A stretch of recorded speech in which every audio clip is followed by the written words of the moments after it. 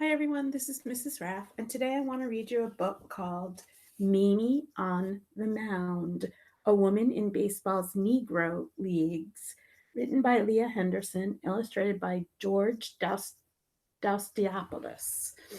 And the Negro Leagues were where African Americans played baseball when they were not allowed in the major leagues yet.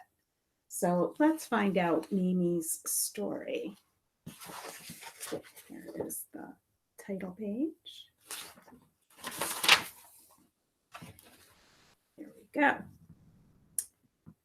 Mamie Johnson stepped on the mound to pitch in one of her first Negro League games. She knew she was ready. She was the first female pitcher in professional baseball. Even if others doubted a woman could pitch to the fellas, she didn't. How do you expect to strike anyone out and you're not as big as a peanut? An opposing batter yelled. Only 5 feet 4 inches tall and barely 120 pounds, Mamie smirked. Strike one, strike two, strike three. The player found himself back on the bench quickly, but the name Peanut stuck. And on that day in 1953, another individual realized not to underestimate Mamie Peanut Johnson. When Mamie was about 10, her grandmother passed away, and Mamie moved from the rural South to the North. While her mother worked hard to buy a house for the family in Washington, D.C., Mamie was sent to live with her aunt and uncle in Long Branch, New Jersey. Although her school was no longer filled with black faces, Mamie was okay. She had little trouble in her all white school because, as she told it, hey, I'm just as smart as you. Long Branch, New Jersey is not that far from here. Mamie's confidence walked step for step with her ability to play baseball. She knew she was as good, if not better than, any opponent she encountered. She just needed to be given the chance to prove it. She knew people took one look at her and doubted her ability, but that was all right with Mamie. Their doubts only strengthened her secret weapon. Over and over again, when players underestimated her, she proved them wrong with her strong right arm.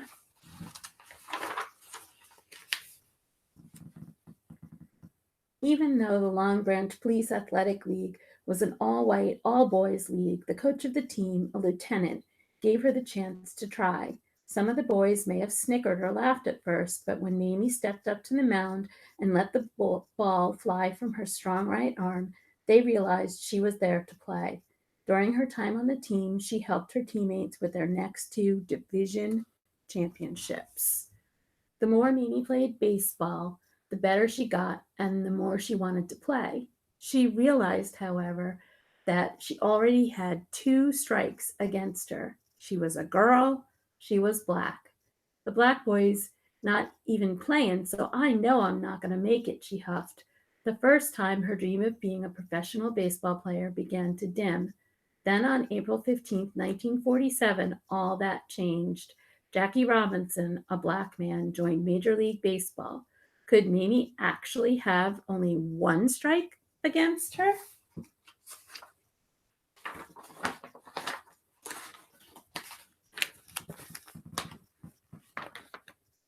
Robinson played first base for the Brooklyn Dodgers at Ebbets Field. If Jackie could break the color line and become Major League Baseball's first black player, Mamie could break the gender line. You can do this too, she told herself. Once again, her dream brightened.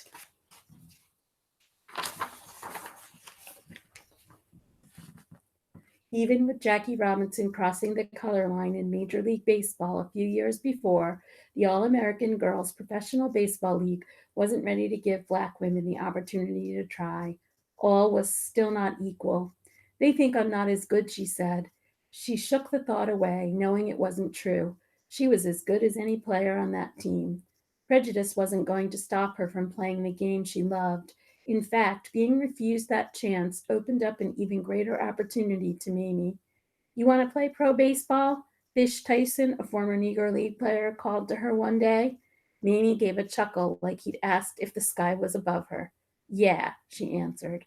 Go to the Dunbar Hotel tomorrow in your uniform and ask for Mr. Bunny Downs, he said. Mamie didn't think twice or ask any questions. After a brief meeting at the hotel the next day, she tried out on a nearby field. She wasn't scared. She was ready. She'd been practicing her entire life. Now she had the chance to prove she belonged. The following day, she quit her job at a local ice cream shop and slipped away from her mother and her new family, a husband, and a baby son. Mamie was headstrong, and no one, not even her baby boy, was going to stop her. She was joining the Indianapolis Clowns for 2 months of bus baseball, going from town to town on a bus filled with men, playing double headers and triple headers against any team willing to play them wasn't always the easiest. But Mamie didn't care. At 19, her dream was coming true. She was playing baseball.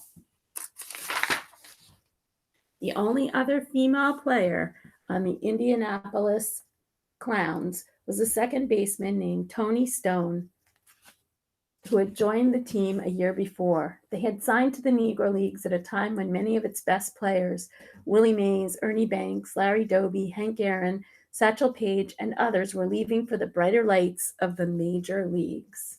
Unfortunately, fans and sports writers followed the stars, making it harder for black teams to survive. Empty seats in stadiums meant empty wallets for team owners and players. Like the three clowns who traveled with the team, Mamie and Tony knew they were hired to draw curious fans. But women didn't do any clowning. Tony was ready to catch and hit.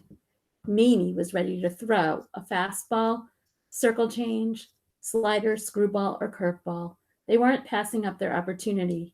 I'm here to play ball. I ain't here to do nothing else but play ball, Mamie said, and I'm going to show you I can play just as good as you.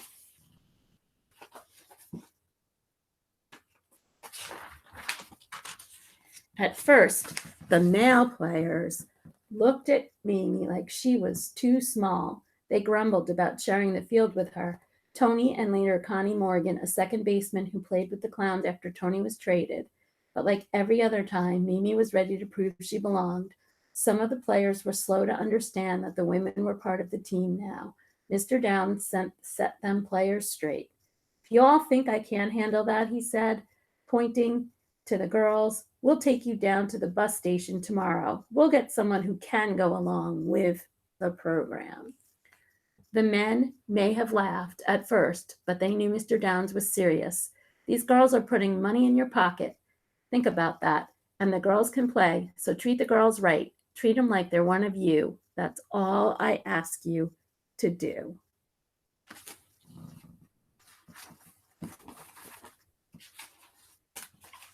That is exactly what the men did as soon as Mamie's fastball whizzed over home plate.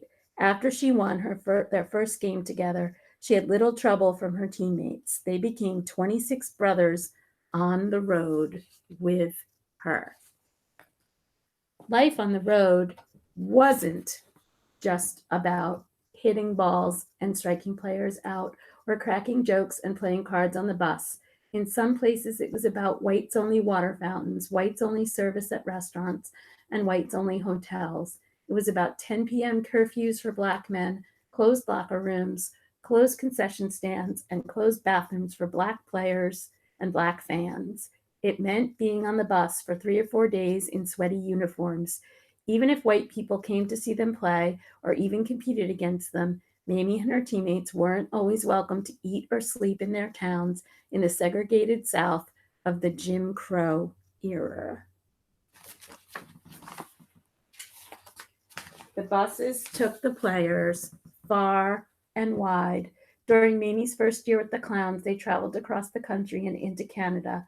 Living out of a suitcase wasn't always comfortable, but in some towns, local black families would take Mamie, Tony, and Connie in.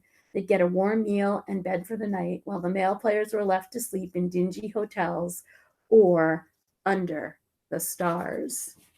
But if asked, Mamie never let the hard times bother her too much. She would emphasize the hardness she would say, don't emphasize the hardness of it, because she and the other players were doing what they wanted to do, playing the game they loved. She and her teammates filled the stands at Comiskey Park and Yankee Stadium, even when white ball clubs couldn't.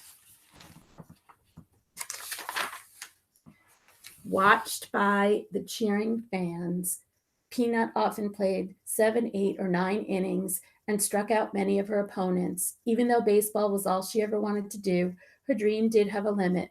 The major leagues weren't ready to give her or any other woman a chance to play. So during off season, Mamie studied engineering and nursing at New York University and later in North Carolina. For her, there were other dreams out there beyond baseball.